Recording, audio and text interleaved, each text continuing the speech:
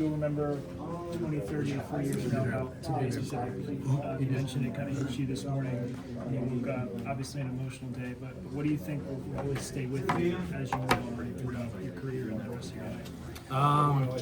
Just the way I persevere through everything, and when I'm battle tested, I come through, and I think that's one thing that I could, pat myself on the back about, and just the way I, show up for myself. I think that's the one thing that I'll look back on 20 to 30 years from now, like this moment, how I felt in the morning, how I felt, approaching that game. Visualizing everything how I wanted it to happen, and it did happen. Obviously, we didn't come up with a win, but just my approach, my mindset, me being the leader, like everything that I envisioned came true.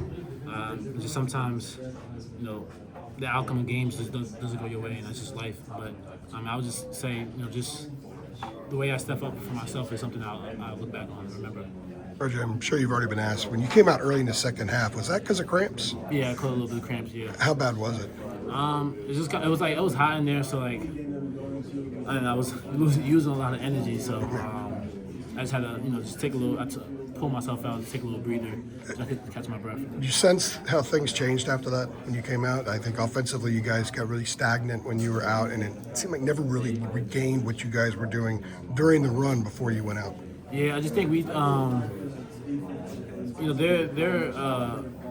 they're a team that excels well in the half-court set, because their ability to switch 1 through 5, and then they're just like in the passing lanes, and their length and height, it kind of makes it hard for you to, just play one-on-one basketball. So I think we did get a little bit too stagnant, and I don't think our spacing was up to par a little bit. I think sometimes we were a little bit too close to ball handlers.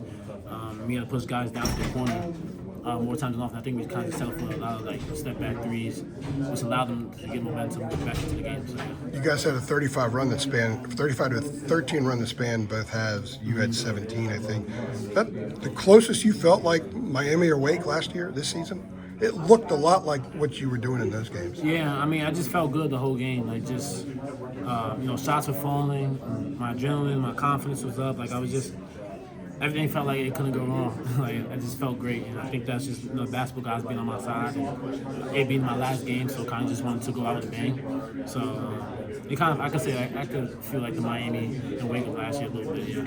I know that you guys lost. I think it was by 15, but you were down 15, and then you went on that run. Mm-hmm. 5 weeks ago, you guys were down like that, and the game was over. Yeah. Is that evidence that you guys have improved a lot these last 6 games during the win streak, and it kind of showed itself there? Yeah, we're a different team than you saw us in the first week of February, last month. I think the way we stack possessions together, the way we chip away each possession by possession, just shows our maturity and improvement over the past month. And and I just think we did a good job of kind of just sharing the basketball, penetrating and distributing the ball for other guys. And I think that just shows because like you said, maybe a month ago we were down 15, the game is over. Today, first half we were down 14, and we ended up coming back and going to halftime. It was a 1-point game. So that just shows the improvement and just the steadiness of this team. And he led by 7 in the second half. Yeah, and I know we just had some costly turnovers on my end, and then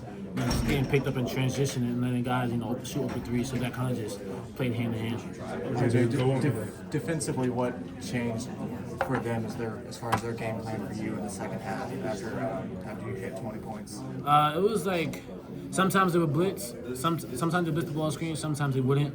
But they were in heavy gaps, so it kind of made it difficult to kind of drive, and then it was forced into a tough contested jump shot. So I think they did a better job of kind of just being in the gaps, using their length to make it harder for me. But I think also at the same time, our spacing wasn't that great. That way I couldn't penetrate or just get a shot for myself. And were you feeling those cramps even after you came back in? Were you feeling that physical effect a little bit? Nah, that's not an excuse. I felt fine after that. I took a breather a little bit and just kind of get my legs back under me, so I was good. RJ, to continue off the strides you were saying the team had made and everything like that, what do you think the keys are to translating that, bringing that over to Charlotte, where obviously it kind of seems like you guys need a long run in that tournament? Yeah, it's basketball. The good thing about it is that you got more games to play, and that's the beauty of it. So obviously it sucks to lose but like the best approach to have is to remain positive and use this as the momentum going into Wednesday's game, and just continue to have faith and continue to have belief in one another, because I think that's what got us here. We're playing confident, we're playing with freedom, so just stay the race. That's just the main message right now. Just one game at a time. How do you help? No, keep I was just gonna say, how do you kind of help the other guys, maybe some of the younger guys, kind of balance between having a 0-0, kind of approach while also, seeing we've had a good stretch of basketball and continuing. Yeah, I mean, like you said, like you're gonna have to have a 0-0 approach, like whether you're in the ACC tournament, whether you're in the NCAA tournament, like everything's a fresh start. So you gotta look at it as like a new season. So just preach that to the younger guys and the guys that are in this position. Because we still have a chance to go on the run, to make some noise, and to put ourselves in a position where we can be successful and get to the point where I know that we can get to. So, like, this and I just think, like, you gotta understand, like, yeah, we lost this game, but also look at the game, like, look at this game as from a positive note, like, what we did well, and use that, like, we battled, we competed, and we're not the same team that you guys saw in February, the same team you saw in January, so. Like, still have confidence in ourselves. Like, even though we lost this game, like, still be confident that we can still go far in this. So, yeah. RJ, that's my question. Actually, is as much basketball as you've seen, how do you not let the disappointment of tonight stop all the good things that you had going into tonight? Because you had the run going into tonight, and you played great at times tonight too before it went away. Like, how do you not let this stop you? The momentum you had rolling. Remaining optimistic and like understanding that, we're a really good basketball team, and like, are you either gonna, look at this game and say, okay, like this season's over, or you still want to play basketball at the end of the day? And I'm pretty sure the rest of the team still wants to play ball, and like we're fortunate enough to go down the ACC tournament, and every game is winnable. Like, I mean, y'all saw last year with State won the whole thing. So we did. Like, it's anyone's game, and like that's how I'm looking at it. That's how I'm gonna approach this tournament. Because like I'm not going down without a fight. What do you have to do in Charlotte? What do you think this team needs to do there? Continue to keep doing what we're doing, but just tighten up on the little things. I think a couple of possessions that we let slip out tonight kind of led to their run and their momentum a little bit. I had a costly turnover, and then I think they scored off that, and then the transition bucket. So like little plays like that, like not going to the offensive rebound to the glass. I think we could have did a better job of doing that. So like, just like the little details that are so minor but are big. From a win standpoint, do you 1, 2, 3 got to win the whole thing? What do you think you guys need to do? Or is that too much to look at right now?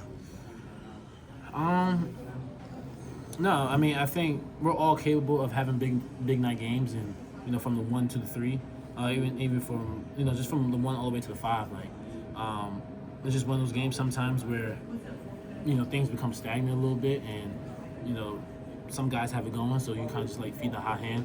But at the end of the day, like, what made us so successful on the stretch was everyone was contributing. So that's all it is. I mean, it's basketball. Things are gonna happen. Sometimes they're gonna go away. Sometimes they're not. But you just gotta stick together and just consistently instill confidence in one another. Because this is a team where we could have 5 to 6 guys in double figures like we've been seeing. So we're gonna be more than fine. Is this Duke team? Where would you rate them in terms of teams you have played? Are they the best group you've played? I mean, they're up there. Like, Certainly. I feel like my 2022 year, like that was a good Duke team too. So Yeah. I'd probably say they're like right up there with 2022.